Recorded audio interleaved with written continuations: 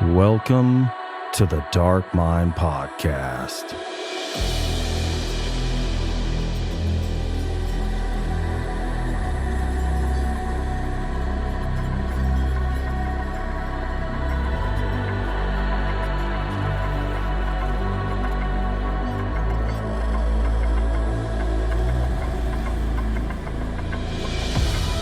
Friends and familiars, thank you for tuning in to another episode of the Dark Mind Podcast, where we explore the boundless realm of dark literature and film.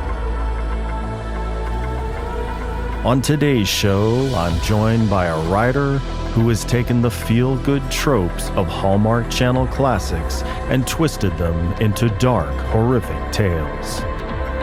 He's joining me today to discuss his new short story collection entitled To Hell with Hallmark. So without further ado, join me as we delve into the dark insight of Brad Ricks.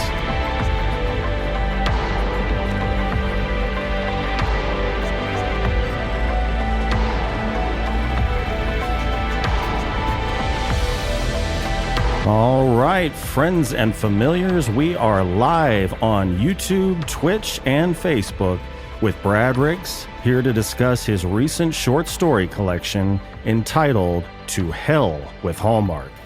Brad, welcome to the show. Hey, Vance, thanks for having me again. Absolutely. Thank you for joining me on this 14th day of December 2024. I was a big fan of your debut novel, Fear Not the Dead, so I was very excited to read your short fiction when I discovered your new short story collection, To Hell with Hallmark. It delivered a comedic yet terrifying spin on classic tropes that were bent, broken, and reshaped into the jagged shards of a very effective horror narrative. So I thoroughly enjoyed it and appreciate you being on the show.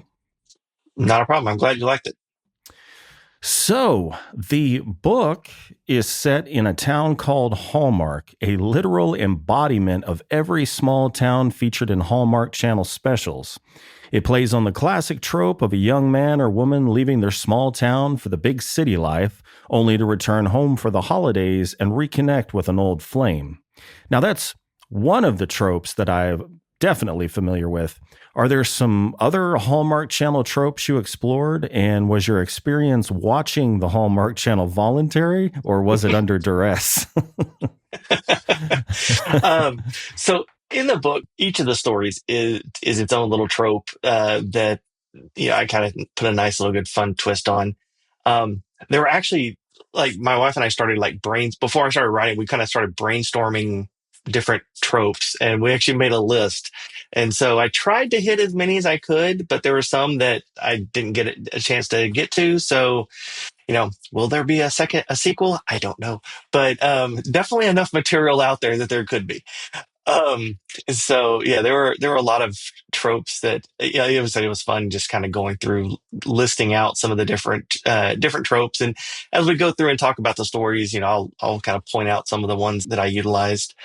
But watching it, I will say, so I love me some Christmas movies, but typically not the Hallmark ones, the real cheesy. I mean, I stick to more the Christmas Vacation and, It's a Wonderful Life and, those kind of things. So the kind of the seed of this, last year about this time, my grandmother, she wasn't doing too well. I'm not young, and so of course my grandmother, a lot older. And just shortly after Christmas, she ended up going into a nursing home. And a lot of us grandkids, we took shifts kind of hanging out with her while she was at the nursing home. And so it was around Christmas time, and she loved Hallmark Christmas movies. So after, hanging out for 3 hours or so and doing nothing but watching movies over and over, at some point, while I even laughed with her, I was like, Mama, I was like, I think some bad things need to happen to some of these people, because I'm really tired of all the good happy endings. And she kind of laughed about it, but that definitely kind of set the seed for for this. And so She ended up passing away late January of this year. So I dedicated the book to her because it was, it kind of set the seed. And so I wouldn't necessarily say it was under duress that I was watching them, but, that was kind of like what set the seed for it. Gotcha. So when you told her, something bad needs to happen to these people, did she know what you were talking about? Did you write horror and all that? Yeah, she definitely knew. At that time, I hadn't had anything published yet. July was when my first book came out, but I'd already had some that had been picked up under contract. And I mean, since I was a kid, I wrote horror stories. And so, yeah, she definitely knew what was in store for them. Would she have been interested in reading it? She would have got a kick out of it, yes. Okay. So kind of dark proclivities, sense of humor, run in the family? A little bit. Gotcha. Well, the first story, Dimples for the Holidays, is about a young woman who is single, living in a small town, and somewhat lonely. A new man around her age moves into town, and she finds him incredibly attractive. And through an awkward exchange, he asks her to dinner, and they go out and have a nice time. This was the first story. So what did you want to accomplish in the first story that sets the tone for the rest of the collection? So I definitely wanted the first story to kind of set the stage for the reader on what they're in for. How this one progresses is that first progressed is definitely kind of like the blueprint for each story. I set up the trope. This one was a nice little meet cute. And a nice little what? A meet cute? Is that what you said? Okay. I'm learning the terms. So it's the cute little romantic comedy, meet cute kind of thing I definitely kind of set that up. And then with any of them, I kind of find a point somewhere in it, then I can give it a nice little twist. I think it was in the movie Goosebumps when they said, every story has three parts. There's the beginning, the middle, and the twist. And so I kind of do that with each of these. And, plus at the end of this story, through her dialogue, she kind of tees up some of the other stories. She tells the guy that she's like, oh my God, there's so much fun that's going to be happening in Hallmark. And then she lists off a couple things, which they happen later in the book. So it's, there's the other stories that come about. It was the first story I had written for the collection. And it's a fun little story I like to tell. So my daughter, Avery, she's 15, and she likes the romantic comedy kind of thing. She's not as much of a horror buff. She's a 15-year-old girl. So she likes things that are, cheerleadery and all that kind of stuff, So she was like, I want to read what you're writing. I was like, okay. And so I gave her the laptop and she's starting to read it. And it starts off reading like a normal little, any kind of romantic comedy, Christmas movie setting out there. The two bump into each other and she's reading it and her face is all just kind of like, oh my God, this is so great. And as she's reading it, she's, kind of gushing and you can hear the joy in her voice. And then it gets to the part of the story where, they're at dinner and he says where he's lived before. And she goes, oh my God, did you hear about those murders that happened in that one state? And my daughter, she like lowers the laptop slowly and she like deadpans at me. She goes, he's a serial killer, isn't he? And I just start laughing. I'm like, what do you think I write? And then she backed up the laptop. And instead of this bubbly, like, oh my God, then they went to dinner kind of tone, it was like, and then they took a drink from their wine glasses. And then they went on a walk. Like her whole tone changed. I was like, sorry to have like ruined you there, but I mean, I didn't change genres that I write. Yeah.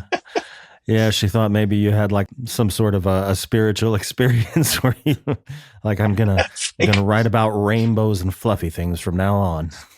Right. No, it was funny because one of my beta readers, she actually commented and said, I had to keep reminding myself as I would start the stories that this is horror. So, she's like, as I was reading it, and I would kind of get into that mindset as well, because I told her the story about Avery. And she told the same thing. She was like, yeah, I kept reading it. I was like, oh, it's a nice, cute little Christmas story. And she's like, I had to keep reminding myself, no, there's going to be a dark side. Yeah, you do a good job of painting the picture and starting it off as if it is a little Hallmark special. and then it just goes then goes then downhill it's from not. there. Then we're off to the races. Correct. Well, the next story, Santa's roadside assistant, tells the tale of a man who breaks down on the side of the road and is assisted by a tow truck driver, a strikingly beautiful woman. However, this seemingly helpful woman is not what she appears to be. Spoiler alert, folks. She is a very specific type of monster with a business name that reflects her condition. Her business allows her to prowl around at night without drawing any suspicion. So I was curious, did you consider any other professions before settling on a tow truck driver? And how did you ultimately decide on the tow truck profession? Not that it's not perfect. I mean, you're by yourself. You have no hours. People need a record 24 hours a day. So it's perfect. But was there anything else you considered? No, not really. Once I kind of came up with what trope I was wanting to do, that just naturally set there. I wanted to set up that trope where he's stuck in Hallmark. It's like, oh, I have other places to be, but I'm stuck in the small town. And, so it's, that kind of little trope. And so, of course, that then kind of naturally led to, a tow truck driver. And then from that point, I kind of followed, again, kind of that term, meet cute, is what that's called. Um, Okay. I'm learning today, so, listeners at home. so I kind of knew that was her profession. My main decision point in that was what monster did I want her to be? And I didn't really kind of figure that out until I mapped out the other story that she appeared in. So, later on when she appears in the Prince story, I knew what I wanted her to be in that story. And so then I backpedaled in making that her in this story. Okay, so Uh, that wasn't linear. That was kind of an yeah. afterthought that you Well, course corrected. so none of these stories actually happened. They weren't really created in the order in which they appear. And so that was a lot of the fun of making these stories interconnect. It wasn't that you just write a story, go on to the next, write a story, go on to the next. I mapped them out. And then it was, how does this story connect to this story? And how does this one connect to this? And, you start kind of tying all these different elements together. It wasn't like a novel where it's just, you kind of start at the beginning and go through, but there were a lot of these strings that needed to be attached. And so it ended up, from a creation standpoint, kind of being very circular in what was happening. Cause would do something here, but that also kind of affected this story, or I'd use a character from here to put them in this story so that it did feel like a very connected world where nothing was very standalone. You knew everything was happening in this small town. People from a small town run into each other. And so that was definitely not I wrote this story, then moved on to this story, then moved on to this. Yeah, gotcha. Well, the next story, Gingerbread Cookie Showdown, was a fun ride involving cute yet violent little bastards. Did the idea for this story come to you during the holidays, or was it inspired by something completely unrelated? So kind of going back to that like list of tropes, I knew I wanted to have a competition of some sort. And then, of course, Food Network, there's a ton of different kind of cooking competitions, and we happen to be watching a baking one. And from there, it just kind of, I was like, a baking competition. And then that turned into gingerbread men. And then from there came the character of Goliath, which, I wanted those violent little bastards to, pop up all over the town, which, throughout the course of the different stories, I wanted them to occasionally pop up. And so I needed them in the story to kind of escape whatever cage they were in. And so that's what's kind of born that fan favorite character of Goliath. So Yeah, I don't think it was Hell's Kitchen, but didn't Gordon Ramsay have sort of a baking cook-off, or was that Hell's Kitchen? Like, I happen to find one here. He's actually got a pitchfork behind his ear.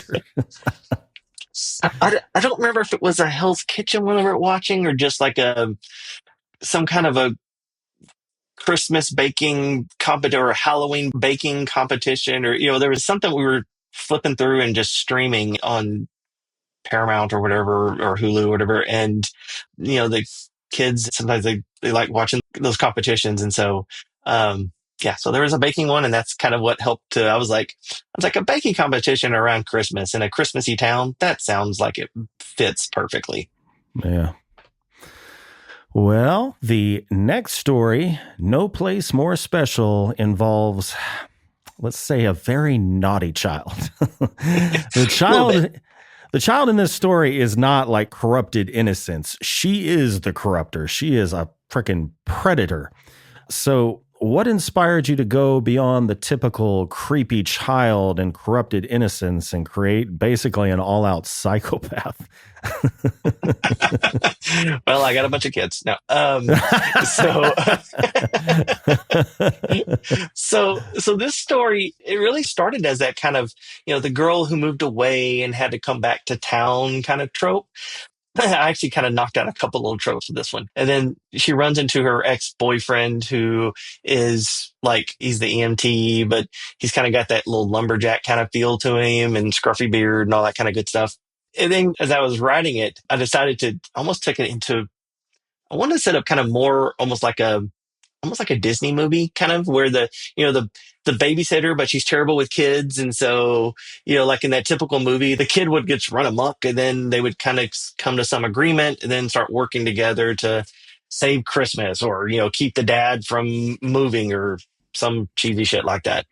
And so because she ends up having to babysit the little girl, and so as soon as I got to that point, I was like, "Oh, here's a great place to break this trope," and so I pretty much decided to make her a little hellion there. Um, yeah, and then just the nice little bow on top of the ribbon there is when the dad gets home, and it's like, oh, he's kind of well aware of the whole situation. Mm. Yeah, she. I'm trying to remember. Well, I don't want to get into spoiler territory, but I don't think we can avoid spoiler territory. So yeah, I feel like if I go any further, I'll just be beating the hell out of that story to the point where it's like, okay, I know what happens. So I'll just move on. Well, so the next story, Christmas with His Parents, is about a man who finds himself in an unfortunate situation with his girlfriends. And it was his girlfriend, right? Or fiance, or just girlfriend? Yeah, I think just girlfriend. I don't recall that they're engaged. Yeah, I don't think I saw it anywhere in there. I just think one of his friends referred to her as his girlfriend. But yeah. So he kind of finds himself in an unfortunate situation with her parents because he borrowed money from them to purchase a car dealership, and he did well with it. I think he ended up having about 4. So luckily for him, his own parents are very supportive. So yeah, she's a little spoiled, and yeah. The spoiled girlfriend is a key element of the story. So did you base her on anyone you've encountered, or is she a blend of personality traits you wanted to explore? Because, I mean, I'm very, very inexperienced with Hallmark specials. Is that kind of a trope? There's like a guy that's like he's put in the path of an old flame that is like this very honorable, virtuous woman, but he's currently with somebody that's like spoiled and... Yeah, a little bit. I mean, I could have taken a couple different ways, but I more so wanted to play off that, she's kind of more, the high maintenance gold digger kind of personality. And yeah, I mean, I think in the normal example of that would a trope, somewhere in the middle or towards the end, she learns that there's more to life than money, et cetera, and all that kind of good stuff. I think this was the first story in the collection. It may be actually the only one where at the end readers are like, yes. Revenge. Yeah, I know. Yeah. I remember when my wife was reading it the first time, she told me when she got to the end, she was like, I was so glad. It's like, alrighty. Well, your next story, and this is the one that kind of jives with the roadside assistance. Yeah. A Prince in Hallmark is about a literal prince who is trying to take a break from the endless attention that comes with being royalty and just wants to spend the holidays quietly without being recognized. But due to a flat tire, the prince comes into contact with the previously mentioned beautiful tow truck driver. So Much like the story Dimples for the Holidays, both characters in this story turn out to be very different from who they initially appeared to be. There are some classic monsters featured in this story, one of which proves to be superior to the other. So, how did you decide which one would prevail? So talking about this one, I don't know if we're going to be able to avoid spoiler territory on this one. So, heads up to anybody as you know, as you're listening. So on this one, I definitely wanted to set up that little secret prince trope that's kind of like in a ton of like Disney and Hallmark movies. And in the whole story, since you don't know his true identity, but you do know hers, I wanted the readers to think that she's going to kill the prince. You know what she is from the previous story, so obviously, poor guy. So at the twist at the end, I was like, I'm not going to let that happen. He has to win. I mean, he's literally the Prince of Darkness, and so he's you know, so spoiler alert, yeah, he's he is a prince. So, and so, yeah, I was like, since she kind of already had a chance to, she kind of had her spotlight. I was like, I'm going to shift gears, and this time, you know, he'll be, yeah. And so, which, again, in spoiler territory, but his name itself, I actually made it a little Easter egg because if you're calling the story, he picks his name and he wanted his first name to be Gary and his last name to be Lee, which are two people who have played that character in movies. So Say that. Say Gary, those names. Oh, okay. Gary, So, Gary Oldman, yeah. Christopher Lee. Okay. How many Easter eggs like that do you have dispersed throughout the novel? You don't have to say Um, what they are. Just curious to know. a couple, like in the roadside assistant story, because everything is very much tongue in cheek in this. I named the character Bryce Campbell, which is like one letter short of different from Bruce Campbell, who Oh, yeah, yeah, yeah, of of yeah. wonderful Uh, Evil Dead and all Evil that kind Dead. of Yeah, yeah, gotcha, every kind of nice good B horror. I mean Bruce Campbell. So I have a couple little things like that, but I try not to put too many. But again, most of what happens in Tale with Hallmark is very tongue in cheek ish. Yeah, so I put little things like that. gotcha. Well, your next story, The Girl Who Hates Christmas, is about a young woman who comes clean to her girlfriend about the true reason she despises Christmas. The narrative takes a bizarre turn as it involves the woman being compelled by a mysterious voice that prods her into committing heinous acts. So it's intentionally ambiguous, leaving readers to wonder whether the story is psychological or supernatural. Is there a clear answer, or is it left up to the reader? And regardless, is there someone to blame? So I didn't necessarily intend it to be ambiguous in that, and I'm so just slow because then. I well, I definitely meant it because everything's in Hallmark is very supernaturally. But going back and kind of rethinking about it, I can definitely see where, yeah, it could be that, yes, there's a supernatural element where, she's actually hearing this voice tell her to do things.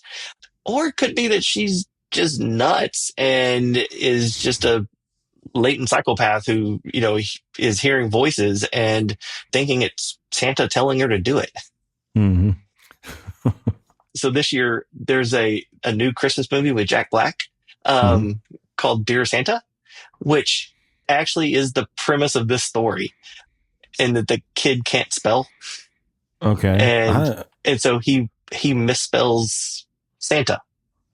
Okay, man, and I'm so out of touch with movies these days. I hadn't even heard about it. It looks like it's not animated, is it? No. Mm-mm. It's weird. All of the pictures almost look like renderings of him. Oh, well, here's one, Oh no. Yeah. I guess. Yeah. Dear Santa.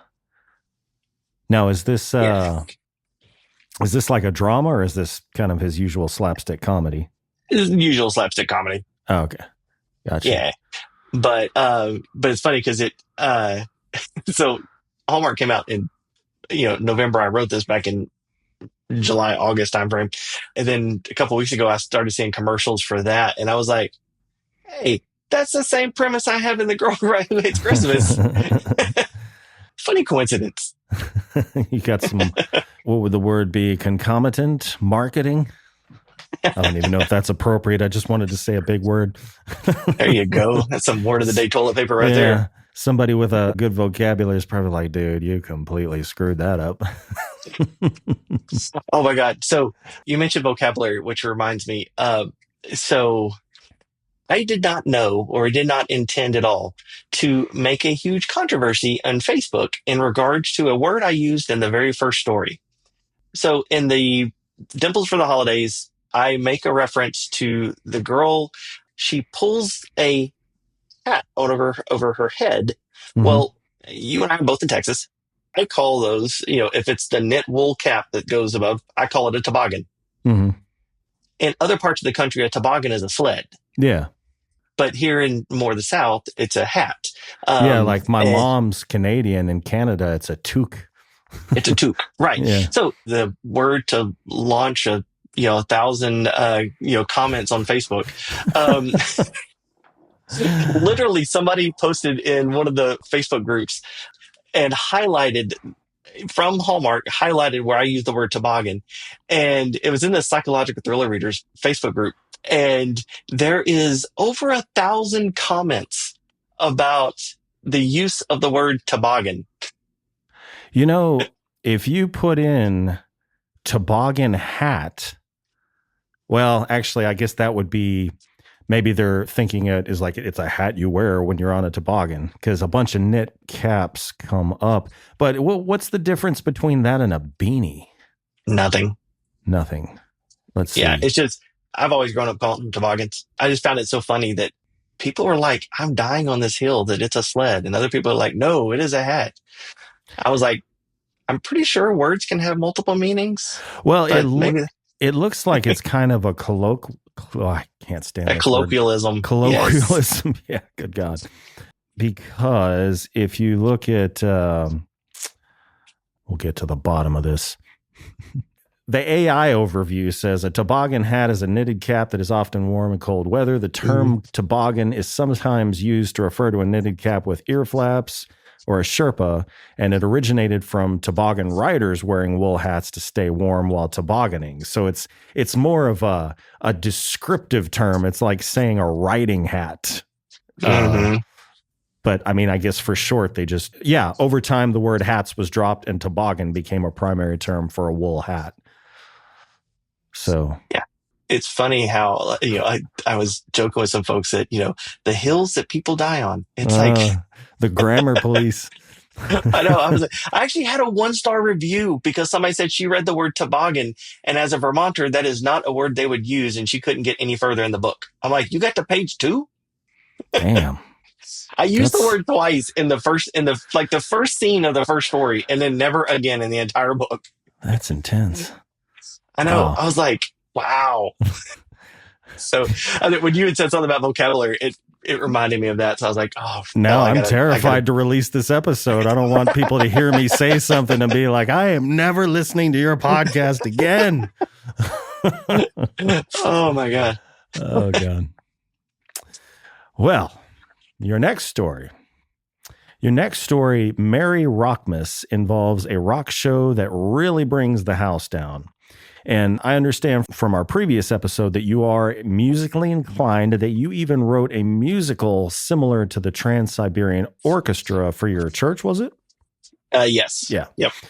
So the ensuing events in the story seem more like death metal than rock and roll. Was the story in any way a nod to death metal? And if so, which bands inspired it? And when I was thinking of this, I was like, well, he's a church-going man. There's probably a good chance he doesn't listen to death metal. So maybe this whole thing's kind of a... No, I wouldn't say death metal. I don't get the very hard kind of stuff like Corpse? That. What's that? Cannibal Corpse? No, not that. Okay. So I was big into like Pantera and stuff back in the day, but so it definitely, there's some Trans-Siberian Orchestra inspiration in that, but it was more so an ode to like the old 80s hair metal kind of stuff in general. If I recall from the names of the bands I picked were things like Sex Leopard, um, and, which is definitely not to, Def Leppard, of course. And I think for the Christmas show, they changed their name to Snow Leopard. And then I think the other other band name that was mentioned was like Twisted Roses, I think. So a combination of Twisted Sister and Guns N' Roses. So definitely that big hair, screaming guitars, yippee Merry Christmas, kind of. So yeah, that one was a fun one. I think that was probably the only story that I I think that one I sat down like in one sitting and just cranked it out. I've been on stage so much of my life, it just kind of flowed, and it was definitely a fun one to just uh to really get into the character and write that one. Although I'm a guitar player, I've never shredded to the point where people's heads exploded, but at least not literally. I hope to blow your mind with my music, but not like that. Well, let's see here. Your next story, A Christmas Carol, mirrors the original tales in many ways, but takes a much darker turn towards the end. So, when it comes to the ghost of Christmas yet to come, your Scrooge like character faces a dramatically different and far more intense reckoning. While the original story follows a redemptive arc, yours leans entirely into retribution. And I've watched the Disney cartoon version many times, and I was always drawn to the ghost of Christmas yet to come. Even in that movie, what was it, Scrooged with Bill Murray? Scrooged. You Love remember that that? movie. Yeah. I don't know. I'm just driven to the dark side of things. So I guess you give me any movie and there's one character that's dark and creepy, I'm going to be drawn to that one. But were you similarly drawn to this character? And if so, why? So I think most people are probably more drawn to the Ghost of Christmas Future or Christmas Yet to Come. To me, he represents our kind of mortality and like that finality, because that's it. Christmas past is kind of definitely all about that nostalgia. The present is what's right in your face, but the yet to come, I mean, that's kind of it. That's like I said, that's the final. And of those, that's the only one that we actually can have the ability to change. We can't change the past. You have the ability a little bit to change what's happening right now at your, in front of you. But it's the future of anything that we have the kind of the ability to control. We can set some of our own path. And so you've seen what was, you've seen what's happening. What decision are you going to make in the future? I think that's why that's kind of what draws us. That's the only unknown is what's there, and that's probably what draws most people to the Christmas yet to come versus some of the others. Again, that's where you're kind of faced with your own mortality at that point and, your own future. This was definitely a story. I think I liked writing this one the most. I was able to really go dark in this one because of the events that happened to that Scrooge character, all the way up to, what was happening to him then and then the ending and stuff. I was able to, really lean in on some dark on that one. Mm-hmm. Definitely. Well, your next story, Oh Christmas Tree, is a cautionary cautionary tale for children everywhere about the importance of staying off Santa's naughty list. And I am really glad I never watched or read any depiction of this story as a child. Otherwise, I might have been scarred for life. So, was this story inspired by any particular instance where your kids had just gotten on your last nerve?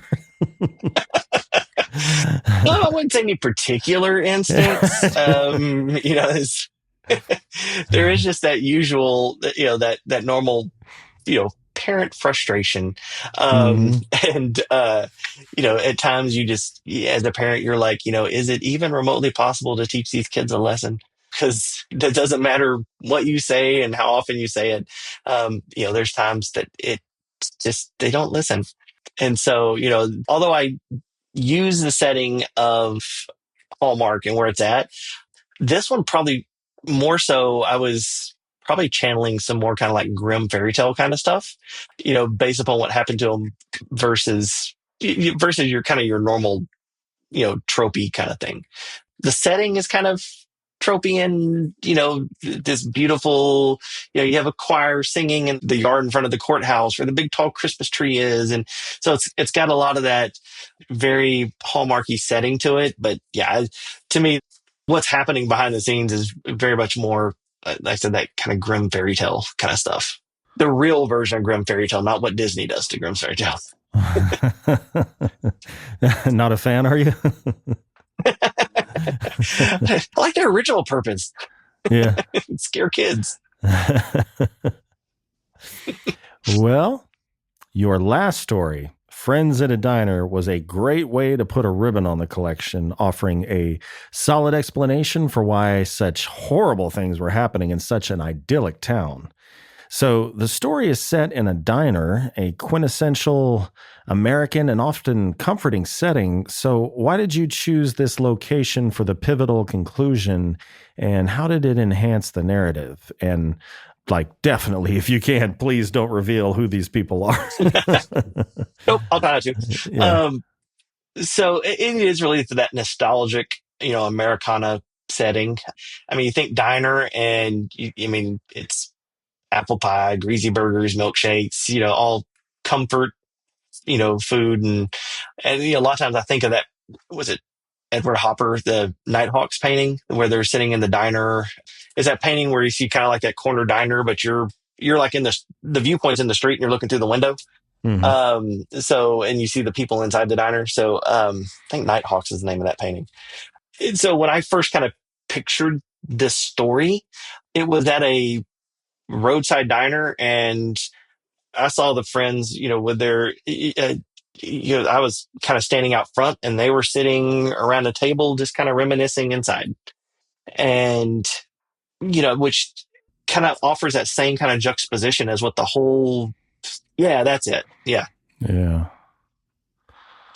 So that was kind of like the image that I had in my head, but more so like at a kind of like a roadside diner versus that, but that kind of feel, that, just relaxed comfort, just, end of a long day, just sitting back and relaxing and putting kind of a nice good ribbon on it. Just having that juxtaposition between everything that's going on and, all this nice wholesomeness and good, and until it's not.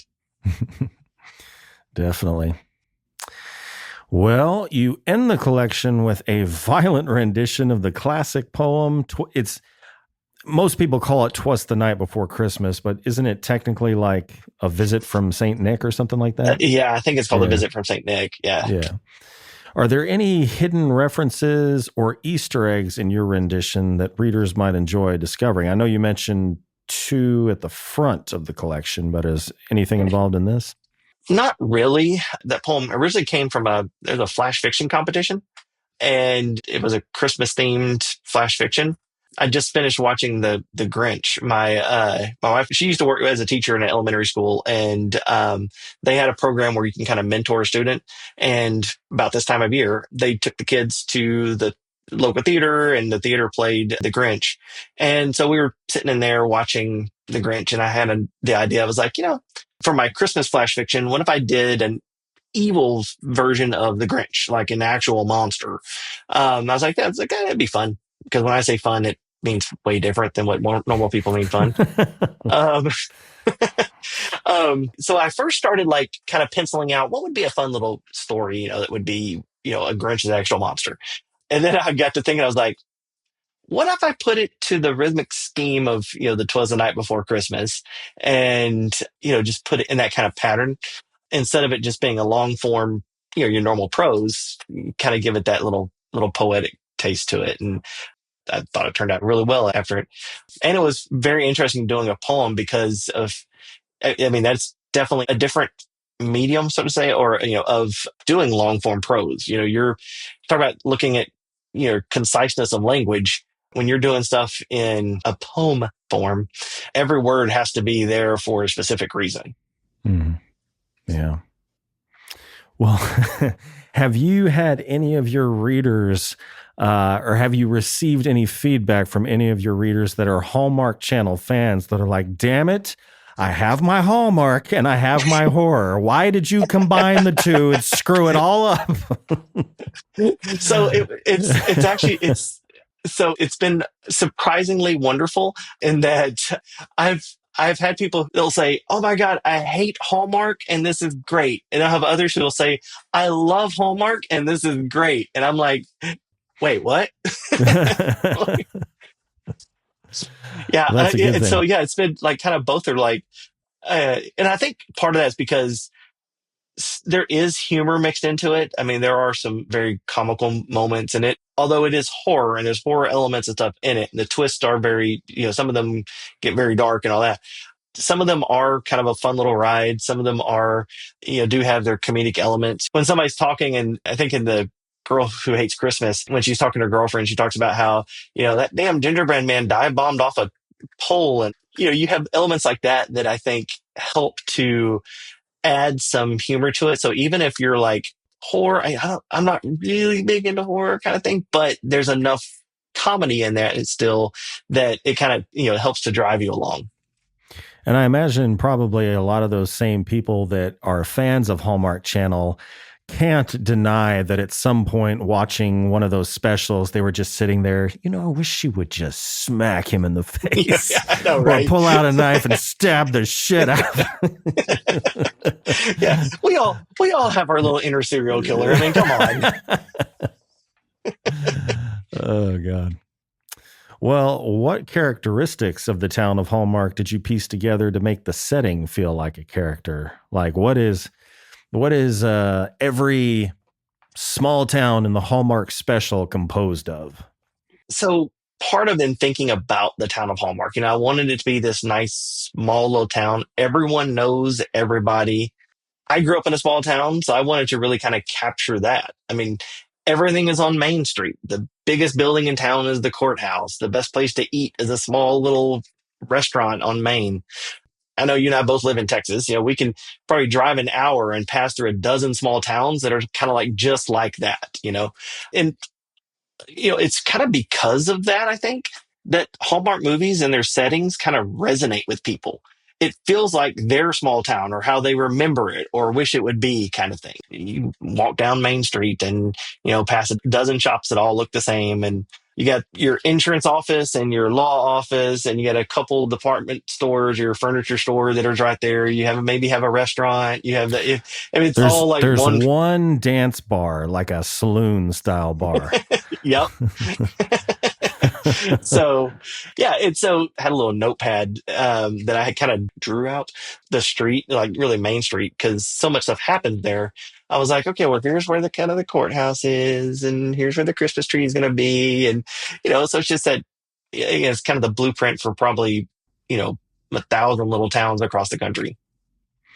And as I sit here, I can't help but notice I think you have some sort of T-shirt on with the "To hell with Hallmark." There it is, that little bastard. Don't be fooled. Don't be fooled, people, by the cute little gingerbread man. He's an evil son of a bitch. So I do on my website. I do have some of these that you can purchase. I bought a handful of shirts, and then as well as I made little ornaments that match the little "To Hell with Hallmark" with the gingerbread man. So Nice. there's ornaments on there as well. Just in time for Christmas, folks. Just in time for Christmas. If you want a shirt, you got a few. It's a few more shopping days until Saint Nick squeezes his tight little ass down there. Well, were there any specific Hallmark stories that influenced particular stories in the collection? No, no specific kind of Hallmark movie that I can think of. Granted, if you think of one Hallmark movie, you pretty much kind of think of them all.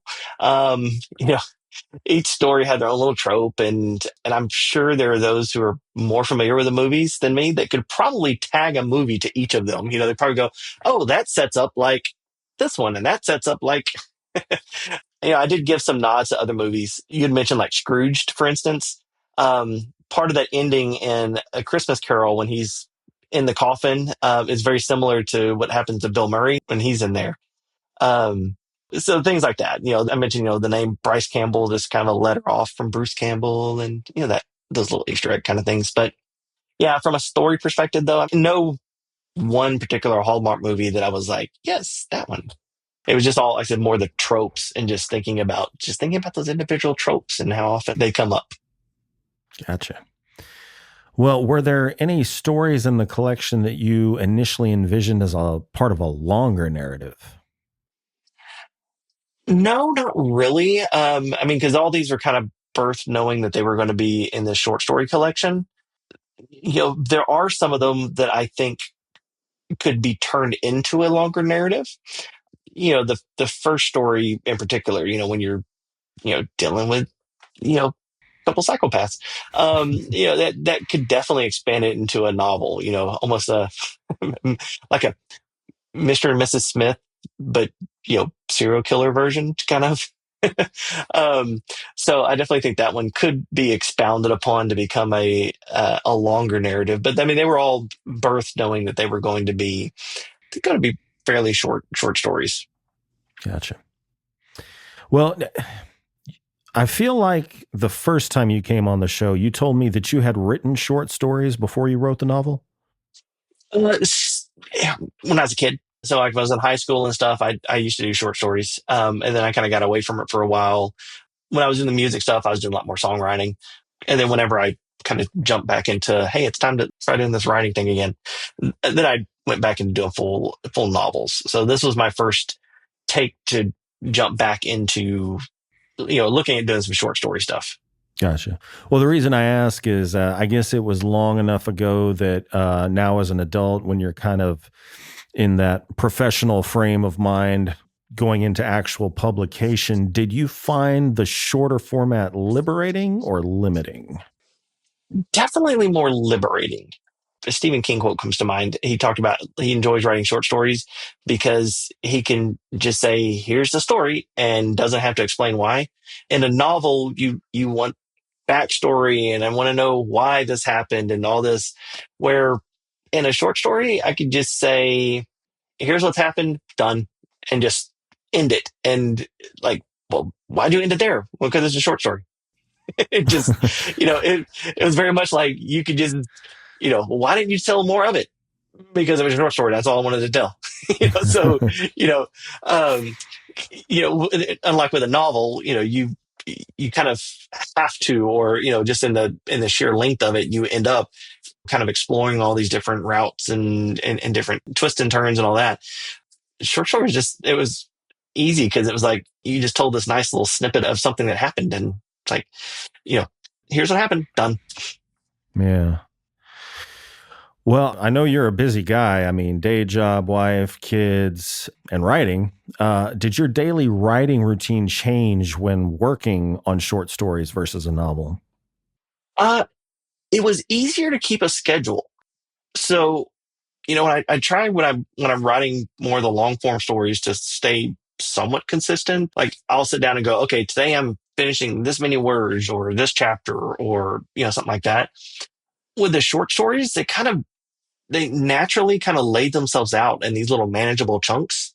Every story was written usually in about 2 days, about how long it would take to do a story, except for the Mary Rockmas. That one, like I said, that one just kind of flowed out really quick. It was like 3,800 words, like one sitting. That's like the most I've done without moving. But I don't want to say it's autobiographical, but maybe no. Um, but yeah, so they kind of laid themselves out in these nice little manageable chunks. So every 2 or 3 days, I was finishing a story. I'd reread it to make sure it made sense. And then I'd hand it to my wife and say, hey, read this story. And then I would jump on to the next one. And, a day or so later, she came back. She's like, here's some notes I have. And so then I'd kind of put those in. And so it had a good little cycle and routine that I was able to kind of keep up with through it. Gotcha. Well, did writing short fiction teach you anything new about your strengths as a writer?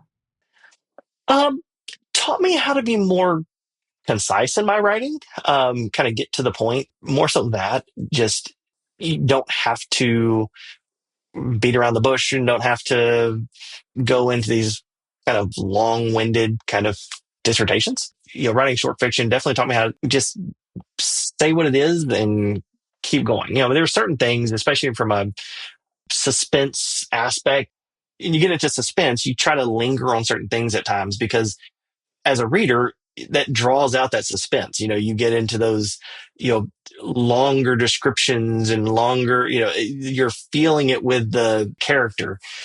And with short stories or short fiction, you could do that some, but at the same time, everything kind of moves pretty quick through. Gotcha.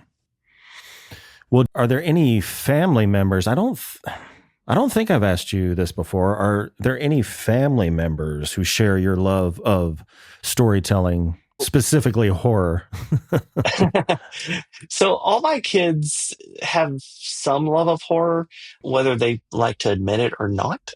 Um, I mean, some of them enjoy watching Careful, movies. children. You'll end up in the cage on the tree.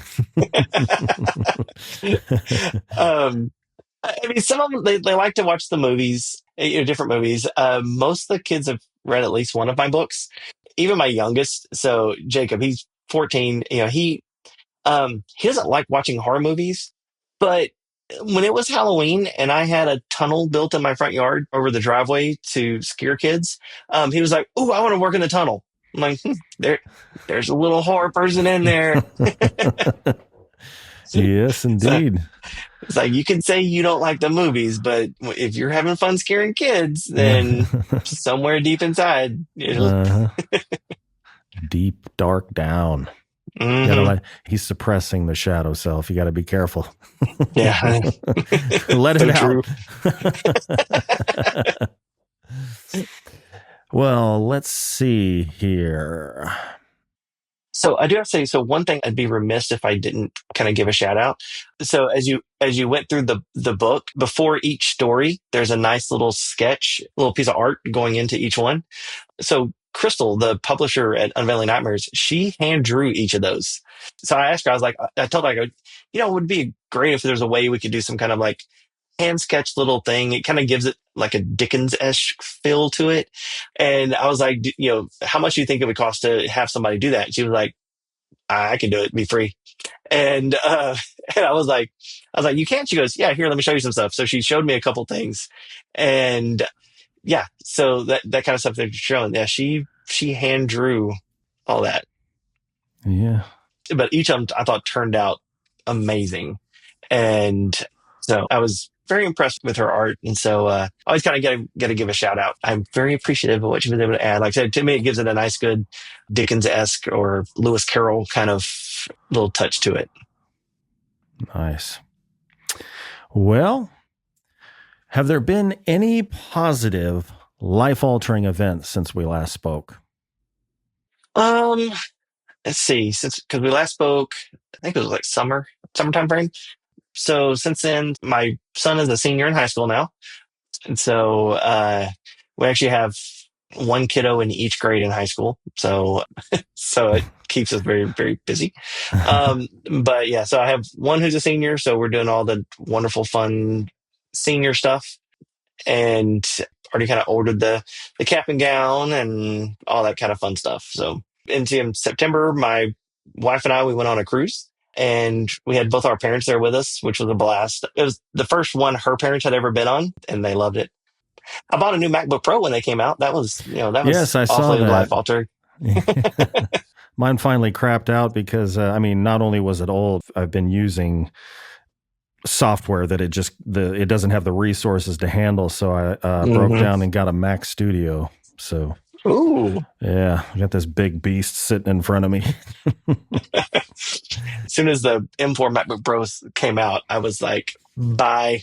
And it was funny because Apple, like that week, they were doing like an announcement a day. Mm-hmm. And so each day I was like, what's today's going to be? And it was like, not the MacBook Pro. And I was like, that's what I'm waiting on. That was like the last one they did was the MacBook Pro. I'm like, you were killing me. I'm like, my money's just waiting. Do you not want my money? Is that what well, you know what it is they were trying to get the AI ready. Yeah. Get that inserted. I think you mean the Apple Intelligence? I'm sorry. Yes. Apple Intelligence. They have their own thing. They don't even call it a motherboard. What is their word for a motherboard? They have their own terminology for everything. I don't recall. A family member was telling me about it. She's like, "Oh my God, you guys are a cult." That's fine. We drank the Kool-Aid. It happens. Yeah, it's good. I'm fine with it. Yeah. And a lot of people I used to work with give me crap because for a time period, I worked for Microsoft, Oh and yeah, no yeah, kidding. and so but now everything I use, for my actual work, it's a MacBook that's over here, and I do my writing now on a MacBook Pro. I have an iPad sitting here, Mm, AirPods in the ears, and so I'm in the Apple ecosystem. So they yeah. kind of give me crap now because they're like, "You were the Windows guy." I was like, "That is true." Listeners at home, I am not sponsored by Mac, but if anybody from Mac is listening, I will sell my soul to the devil. So, uh, anyway. That's funny. Well, Brad, as always, it has been a pleasure talking with you. Yeah, been a blast. So, as we bring the show to a close, is there anything you'd like to plug or let your readers know about? We already know about the shirts down there. Yeah, my website, bradbricks.com. I got signed copies of both Fear Not the Dead and To Hell with Hallmark that you can purchase. You can, of course, purchase t-shirts. I do have limited quantities of sizes. And then you can order ornaments as well. So if you'd like a nice little ornament on your tree that says To Hell with Hallmark, then you can get one of those. Also, some future stuff. February 18th, my next novel, The Night Crew, releases. So we actually have an official date for that now. And that starts a series. It's going to be the Night Crew series. Second book is going to be coming out in October. Not sure a date on that yet, but February 18th is the official date for the first one. Just actually got an art copy the other day, so I'm starting to send those out to some folks. And I'm about to jump into mapping out, the next few books in the series. And then there will be a cover reveal for the Night Crew that comes out here in the next couple weeks. So that'll be the next big thing is, February 18th. And that's going to be, the release of the Night Crew. Sounds good. We will all be waiting with bated breath. Bated breath. All right. Well, do me a favor. Do stick around after we disconnect the live stream here. Just need to give you some quick information. But listeners at home, both live and on demand, all links are in the description. And Brad, thank you again for joining me. No problem. Thank you for having me. And thank you to everyone who tuned in. If you enjoyed today's episode, please be sure to like, share, and subscribe to my YouTube channel so that you can watch the episodes live. Be sure to tune in every Tuesday for a new episode featuring the best and brightest writers and filmmakers of dark literature and film. So until then, stay healthy, stay sane, and as always, thank you for listening. See you next time.